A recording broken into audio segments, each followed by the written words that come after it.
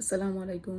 চলে আসলাম আরেকটা কোয়েশ্চেনের অ্যান্সার নিয়ে। তো আজকের কোয়েশ্চেনটা হচ্ছে, অনেক আপু ভাইয়ারা আসলে আমাকে কোয়েশ্চেন করে থাকে যে, আপু এই বিজনেসটাতে জয়েন তো করব, কিন্তু আসলে জয়েন করার পরে আমার মান্থলি ইনকামটা কত হবে? তো আপনাদের জন্য বলছি, আসলে এটা একটা বিজনেস, এটা কিন্তু কোনো জব না যে আপনার একটা ফিক্সড ইনকাম আসবে। সো আপনাকে কিন্তু বিজনেসটা আসলে বিজনেস হিসেবে চিন্তা করতে হবে। এটা অনলাইন প্ল্যাটফর্মে বলে যে আপনার বিজনেসটা অন্য কিছু হয়ে যাবে তা কিন্তু না। তো অনলাইন প্ল্যাটফর্মে হোক আর যেখানেই হোক, বিজনেস অলওয়েজ বিজনেস।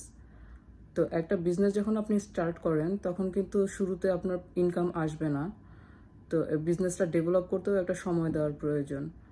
আর একটা মানুষ যখন বিজনেস করে, কারো বিজনেস খুব দ্রুত ডেভেলপ হয়, কারো বিজনেসটা ডেভেলপ হতে সময় লাগে। তো সেই ক্ষেত্রে আমি আপনাদেরকে বলবো যে আসলে এটা ডিপেন্ড করতেছে আসলে আপনার উপরে, যে আপনি কিভাবে আপনার বিজনেসটাকে ডেভেলপ করবেন। আর আমরা তো আছি আপনাদেরকে হেল্প করার জন্য, ডেফিনেটলি।